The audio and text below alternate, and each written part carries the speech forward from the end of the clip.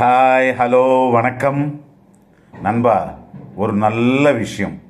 நீங்கள் இந்த வீடியோவை முழுமையாக கேட்டால்தான் விஷயம் புரியும். நாம் யாரையும் குறை கூடக்கூடாது.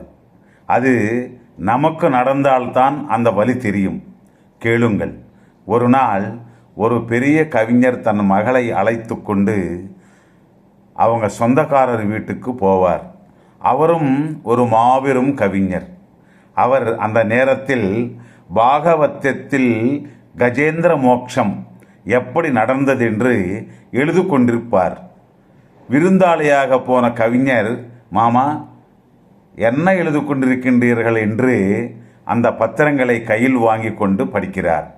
அதை படித்த இந்த கவிஞர் சத்தமாக நம்ம வில்லன் வீரப்பன் போல சிரித்தார். இது என்ன மாமா இப்படி எழுதியிருக்கிறாய்? ஆயுதங்கள் இல்லை, கூடவே எந்த பரிவாரங்களும் இல்லை, எதையுமே இல்லாமல் அந்த ஸ்ரீ மகாவிஷ்ணு அங்கே போய் அந்த கஜேந்திரனை எப்படி காப்பாற்றுவார் என்று கேட்பார். அதற்கு அந்த மகா பண்டிதர் புன்னகையால் ஒரு புன்சிரிப்புடன் ஒன்றும் பேசாமல் இருப்பார். அதன் பிறகு எல்லோரும் மதிய உணவு சாப்பிட்டு கொண்டு இருக்கும் தருணத்தில் பாதி சாப்பாடு முடிந்து விட்டது. அந்த நேரத்தில் அந்த மகா பண்டிதரின் மகள் ஓடோடி வந்தாள்.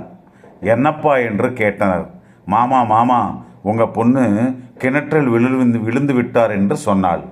அந்த நேரத்தில் அந்த விருந்தாளியாக வந்த பண்டிதர் கேட்டதும் கையும் ஓடவில்லை, காலும் ஓடவில்லை, சாப்பிட்டு கொண்டிருந்த கையும் கழுவவில்லை.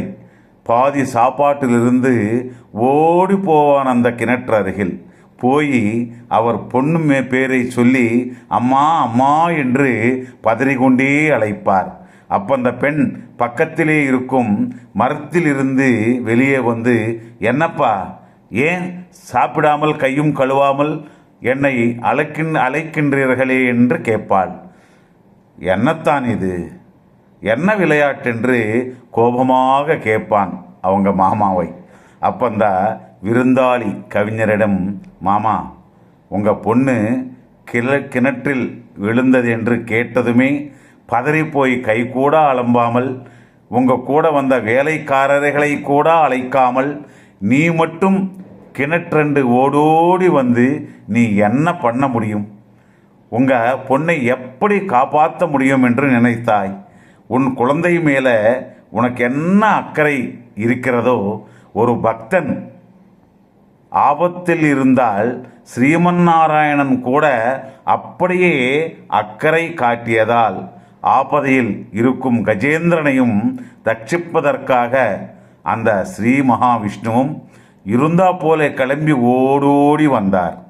நாராயணன் ஆண்டவனானதால் அவர் பின்னாலே சங்கு, சக்கரம், கதை மற்றும் சமூகம் அவர் பின் தொடர்ந்து வந்தன.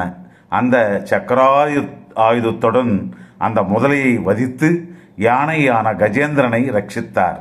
அந்த ஸ்ரீமன்னாராயணனுக்கு உண்மையான பக்தர்கள் மேலே அவ்வளவு அன்பும் பாசமும் இருக்கும் என்று சொன்னதும், மாமா என்னை மன்னித்து விடுங்கள், உங்களுடைய கவிதையை நான் பார்த்து தப்பே சொல்லியிருக்க கூடாது என்று கேட்பான். மீண்டும் நாளை இன்னொரு நல்ல விஷயத்துடன் சந்திப்போம். நன்றி, நன்றி, வணக்கம்.